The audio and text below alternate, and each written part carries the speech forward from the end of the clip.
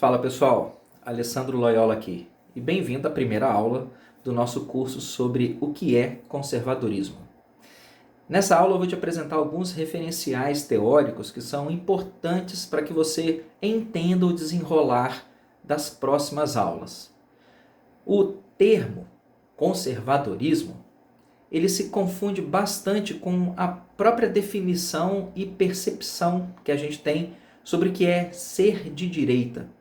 Não é raro a gente ver o conservadorismo ser interpretado por algumas pessoas estúpidas como sendo alguma coisa relacionada à intolerância, autoritarismo, fascismo, opressão, mas nada disso tem a ver com conservadorismo. E essas visões distorcidas representam bem o tamanho dos preconceitos que cercam o entendimento sobre o que de fato conservadorismo é. Curiosamente, você vai ver no final desse curso que todo mundo nasce conservador de uma maneira ou de outra.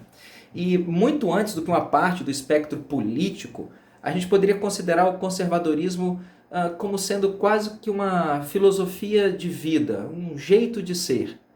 Os conservadores odeiam o rótulo ideologia, porque eles associam ideologia à ideologia comunista. Mas ideologia não é nada mais do que um conjunto de ideias fundamentais que caracteriza o pensamento de uma pessoa, de um grupo ou de uma época. Todo mundo tem uma ideologia. Se você preza seus amigos, se você defende a sua família e se você valoriza o trabalho honesto, por exemplo, bom, isso é uma ideologia e você vive nela. Então, o conservadorismo, de certa maneira, é, sim, uma ideologia, por mais que joguem pedras em mim quando eu falo uma coisa dessa. O mundo das ideias, ele existe antes daquilo que a gente considera realidade. E é a partir desse mundo abstrato, dessas convicções mentais, que a gente constrói a passagem da nossa vida por esse mundo. Muito mais do que um produto do meio, você é um produto das ideias que você carrega aí na sua cabeça. Então a gente pode abordar o conservadorismo como uma ideologia, sim.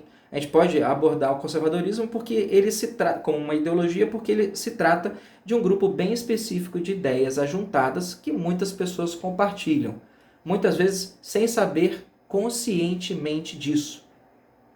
Vem do mundo das ideias e acaba se manifestando aqui. Segundo os registros históricos, o termo conservadorismo ele foi utilizado pela primeira vez em 1818 pelo diplomata francês François-René de Chateaubriand, o Visconde de Chateaubriand. Chateaubriand falou algumas coisas valiosas sobre conservadorismo, mas eu não coloco ele entre os principais escritores e pensadores que abordam o tema o que é conservadorismo. Eu prefiro fazer isso a partir de alguns nomes que vão ser o tema principal dessa aula aqui. Os principais pensadores que, na minha cabeça, ajudaram a formatar o conservadorismo incluem Confúcio, John Locke, Edmund Burke, G.K. Chesterton, Ludwig von Mises, Russell Kirk, Roger Scruton e Olavo de Carvalho. Como esses autores são extremamente importantes para formar a base teórica sobre o que é conservadorismo, eu vou te contar um pouquinho sobre cada um deles. Mas eu recomendo que você procure obras e textos desses autores e leia por você mesmo. Confúcio, ele viveu entre 551 e 479 a.C. E eu gosto muito das ideias de Confúcio, porque ele salientava a importância das coisas permanentes na sociedade e no mundo. E nessas coisas permanentes, Confúcio listou 5 normas de comportamento que ele considerava essenciais para uma boa existência humana: empatia, justiça, sagacidade, sabedoria e confiança.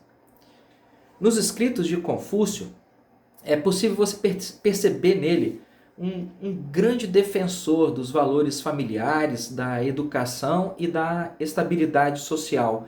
Dá até para dizer, sem medo de errar, que Confúcio foi um tipo de conservador antes mesmo de qualquer pessoa saber exatamente o que isso iria significar. Bastante tempo depois de Confúcio, a gente tem o médico inglês John Locke, 1632 a 1704. John Locke foi um dos mais influentes pensadores de uma época chamada Iluminismo. E na obra Dois Tratados sobre o Governo, publicada em 1681, Locke falou que o Estado ele deveria resultar de um acordo entre governantes e governados por meio de leis escritas.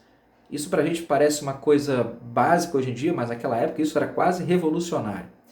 Locke acreditava que o estado natural do homem era composto pelo direito à vida, pelo direito à liberdade, pelo direito à propriedade, pelo direito à paz e pelo direito à resistência à tirania. Isso, todos esses valores, essas defesas, elas compõem o conjunto de valores nobres que estão inseridas dentro do conservadorismo e que são defendidos pelos conservadores. Pouquinho depois de Locke, a gente tem o filósofo irlandês Edmund Burke, 1729 a 1797. Burke é considerado o pai do conservadorismo moderno e ele era um defensor da monarquia e do poder divino como regulador do Estado. Para Burke, a autoridade do contrato social ela não tinha origem apenas nas leis, mas em princípios ancestrais de virtude, religião, humildade, justiça e tradição. Burke considerava o hábito, o instinto, a fé, a reverência, a tradição, ele considerava isso fundamental para uma boa sociedade. E tudo isso era mais importante que qualquer conjunto de especulações abstratas escritas num papel na forma de lei. E para Burke, a prudência era a virtude mais indispensável de todas. Falta bastante isso hoje em dia. O cristão G.K. Chesterton, ele viveu entre 1874 e 1936. E Chesterton era um gigante em vários aspectos. O cara tinha... Fisicamente, Chesterton era enorme. Ele tinha 1,93 m de altura e pesava mais de 130 quilos. Mas além de ser um sujeito volumoso, fisicamente, Chesterton também ele era volumoso em termos de inteligência. Ele tinha uma inteligência afiada e uma eloquência maravilhosa.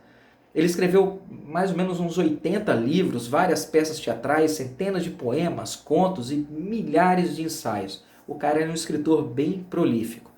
Em 1929, num ensaio chamado A Coisa, Porque Sou Católico, Chesterton descreveu uma coisa que ficaria conhecida e que a gente conhece como o princípio da cerca de Chesterton. Segundo esse princípio da cerca, uma reforma, qualquer que seja ela, na sociedade, nas leis, uma reforma não deveria ser feita até que todo o raciocínio por trás do estado das coisas existentes estivesse entendido. Ou seja, uma decisão que não exige pressa não deve ser tomada apressadamente. Estude o cenário, entenda o cenário, não se atropele. O princípio da cerca de Chesterton é um belo exemplo de prudência conservadora. Um pouco depois dele, a gente vai ter aqui Ludwig von Mises, que nasceu em 1881 e faleceu em 1973. Apesar da visão econômica de Mises estar mais para o libertarianismo do que para o conservadorismo, Mises travou uma luta implacável contra regimes totalitários como o nazismo e o socialismo marxista. O posicionamento de Mises contra qualquer forma de Estado excessivamente reguladora, para mim já é suficiente para considerar Mises um conservador, se não for raiz, pelo menos por afinidade. Um pouco mais perto dos nossos tempos agora, a gente tem pensadores do calibre de Michael Oakeshott, Russell Kirk, Roger Scruton e Olavo de Carvalho. Michael Oakeshott nasceu em 1901 e faleceu em 1990.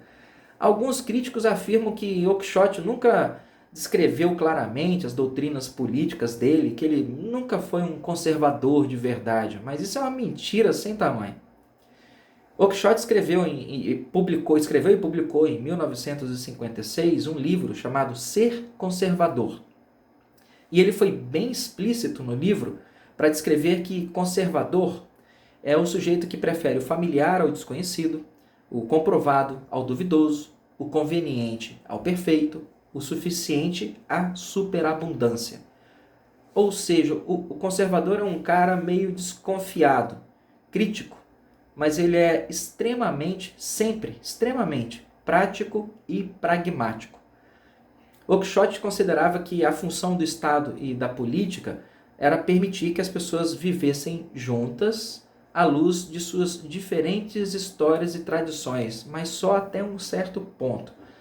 Para ele, a gente deveria ser crítico quanto às tradições. A gente deveria examinar o quanto nossos hábitos são realmente práticos e virtuosos no mundo real. E a partir dessa revisão, enriquecer o nosso conhecimento e aprimorar as nossas atitudes.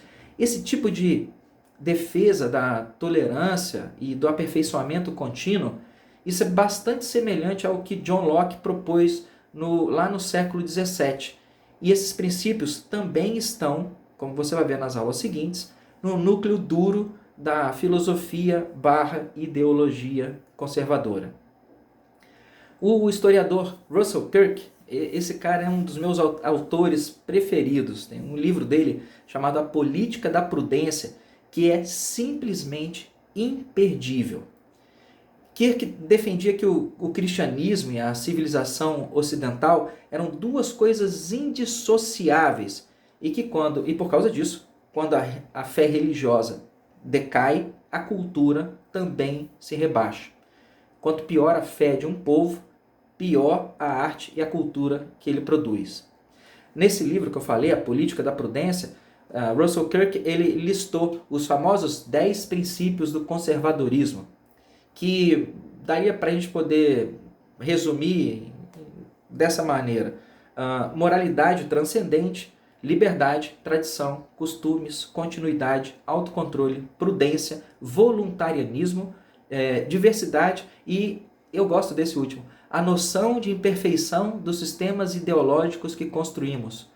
Nesses 10 princípios conservadores de Kirk, ele abre a possibilidade para que esses princípios sejam continuamente revisados e aprimorados.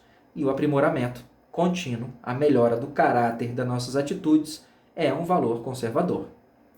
O inglês Roger Scruton, que faleceu em janeiro deste ano agora, em 2020, ele escreveu mais de 30 livros e chegou a ser apontado como o sucessor de Edmund Burke como ícone do conservadorismo. De Scruton, eu recomendo 2 livros, Como Ser um Conservador, de 2014, e Conservadorismo, um convite para a grande tradição, de 2017. Eles podem ser um pouco cansativos, mas sinceramente, eu considero os 2 de leitura mandatória. E, finalmente, para qualquer pessoa de direita no Brasil hoje em dia, Olavo Luiz Pimentel de Carvalho, nascido em 1947. Esse cara dispensa maiores apresentações, fala sério. Olavo tem sido um defensor de valores cristãos e conservadores há décadas. E, durante muito tempo, ele foi uma voz solitária e incrivelmente resiliente na denúncia do avanço do marxismo cultural na América Latina.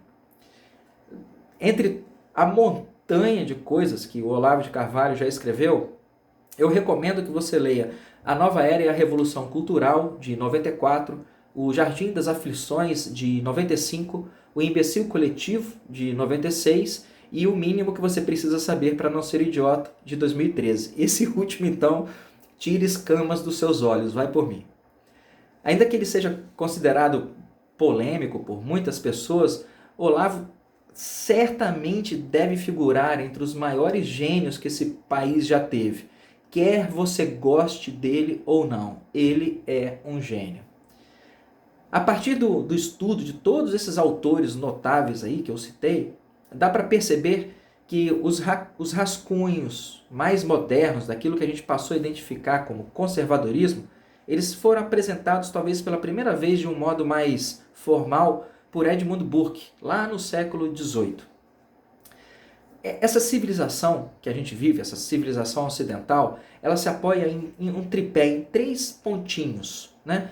Cultura grega, lei romana e moralidade cristã.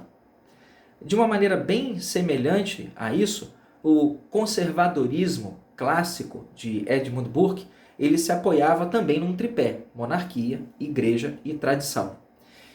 Com a evolução do iluminismo, com a revolução, na verdade, né, que foi o período do iluminismo, e com o renascimento da democracia em várias nações pelo mundo, essa tríade burkeana clássica, monarquia, igreja e tradição, ela foi substituída por civilização, natureza e ser humano.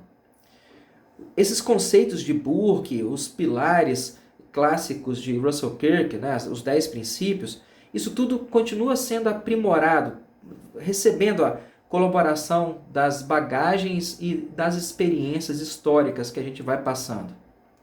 É por causa desse espírito adaptativo que alguns críticos dizem que o conservadorismo sofre por falta de identidade. Ele falta por causa de uma ausência de um dogmatismo, de algum tipo de ideologia inegociável. É como se eles dissessem: o conservadorismo é mais um traço de personalidade, ou só um jeito de contemplar a ordem social, e eu discordo absurdamente disso. Ainda que o conservadorismo seja capaz de acomodar um volume muito maior de visões diferentes, muito maior do que qualquer outra ideologia, o conservadorismo possui sim alguns dogmas, alguns princípios e valores essenciais que são inegociáveis para a mentalidade conservadora. E eu chamo esses princípios de pilares. Então, com base nas fundamentações teóricas e práticas disponíveis, quando a gente fala de conservadorismo, pelo menos quando eu falo de conservadorismo, eu estou me referindo a uma coisa que reúne 8 características ou 8 pilares essenciais: a busca pela verdade, o apego à liberdade, o espírito patriótico, a salvaguarda da democracia, o respeito à propriedade privada, o encorajamento ao livre mercado e a atenção a valores religiosos. Nas próximas aulas, a gente vai explorar cada um desses pilares. E quando a gente terminar isso, a gente vai ver o grande paradoxo que paira sobre o conservadorismo. E aí, na última aula, na 10ª e última aula, a gente vai colocar tudo isso na balança para descobrir no pêndulo entre o bem e o mal, para qual lado pende o conservadorismo. Eu não quero que você responda isso agora, eu quero que você faça o curso, estude, reflita e você mesmo responda isso, sem eu ter que te falar. Eu espero de verdade que este seja um bom curso e que eu consiga te passar algumas ideias úteis, porque eu tenho que dar valor àquilo que você está me dando, que é o que mais de precioso você tem, que é o seu tempo. Um grande abraço e a gente se vê na próxima aula.